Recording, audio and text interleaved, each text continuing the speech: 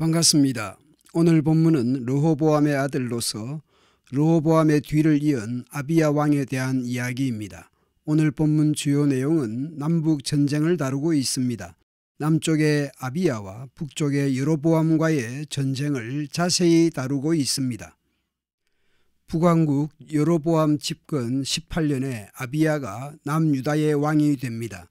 아비야는 예루살렘에서 3년 통치합니다. 아비야의 어머니는 미가야요 기브아 사람 우리엘의 딸이었습니다. 분열 초기 대립과 갈등의 시기로서 아비야가 집권한 후에도 남북 전쟁이 있었습니다. 그리하여 남왕국 아비야는 군사 40만, 북쪽 여로보암은 80만 군대가 대치합니다.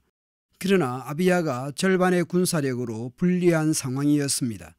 이 아비야는 산 위에서 여로보암과 북쪽 군대를 향해 비판을 합니다.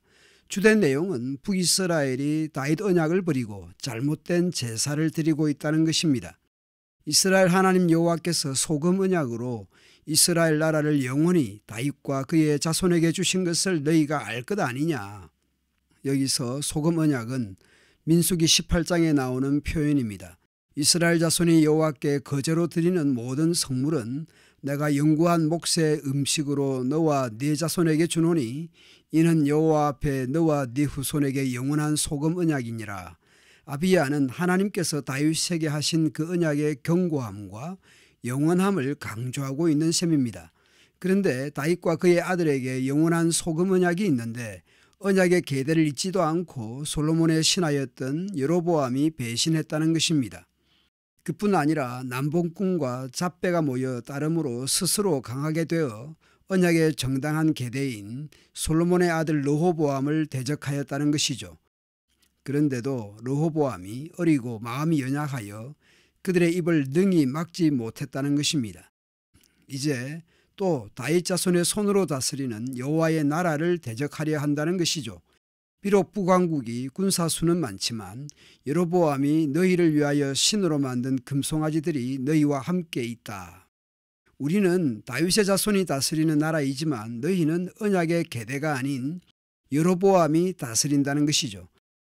요약하면 우리는 여호와의 나라이고 너희는 금송아지의 나라, 곧 우상을 숭배한다는 것이죠. 북왕국은 아론 자손인 여호와의 제사장들과 레위 사람들을 쫓아내고 이방 백성들의 풍속을 따라 제사장을 삼지 아니하였느냐. 누구를 막론하고 어린 수송아지 한 마리와 순양 7마리를 끌고 와서 장립을 받고자 하는 자마다 허무한 신들의 제사장이 될 수 있지 않느냐.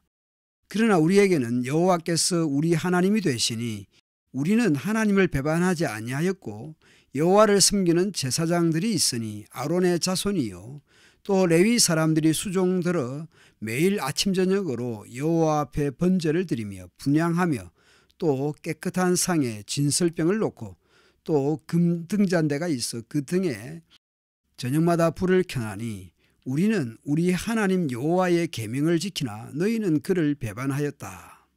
하나님이 우리와 함께하사 우리의 머리가 되시고 그의 제사장들도 우리와 함께하여 전쟁의 나팔을 불어 너희를 공격하느니라. 이스라엘 자손들아, 너희 조상들의 하나님 여호와와 싸우지 말라. 너희가 형통하지 못하리라. 아비야는 이 전쟁이 인간 대 인간의 남북 전쟁이 아니라 여호와와 북이스라엘의 전쟁으로 규정합니다. 한편 북왕국 여로보암 군대는 군사적 작전이 있었습니다. 북이스라엘 여로보암 군대는 남유다 군대의 앞에 마주하여 북이스라엘이 진을 치고 있으면서 동시에 유다 군대 뒤에 복병을 두었습니다. 군사력의 우위를 이용하여 유다의 아비야 군대를 포위해버린 셈입니다. 40만 대 80만이니까 가능했던 것이죠. 2배의 군사력으로 보나 군사작전으로 보나 북왕국 여로보암이 승리 가능성이 높은 상황입니다. 그러자 유다 사람들이 뒤를 돌아보고 자기 앞뒤의 적병으로 말미암아 여호와께 부르짖고 제사장들은 나팔을 불었습니다. 유다 사람이 소리를 지를 때에 여호와께서 여로보암과 온 이스라엘을 아비야와 유다 앞에서 치셨습니다. 하나님께서 개입하셔서 결국 남왕국 유다가 승리하게 됩니다. 북이스라엘 자손이 유다 앞에서 도망하게 됩니다. 하나님께서 여로보암 군대를 유다에게 넘기셨으므로 남유다의 아비야와 그의 백성이 크게 무찌르니 북이스라엘 군사 50만이 죽임을 당합니다. 80만이 왔다가 50만이 전사한 셈입니다. 그리하여 북이스라엘이 항복하고 유다 자손이 승리했습니다. 승리의 원인은 남유다가 하나님 여호와를 의지하였기 때문입니다. 그리하여 아비야가 여로보암을 쫓아가서 베델 여사나 에브론 지역들을 빼앗았습니다. 이 전쟁 이후 아비야 때에 여로보암이 다시 강성하지 못하고 여호와의 치심을 입어 죽었습니다.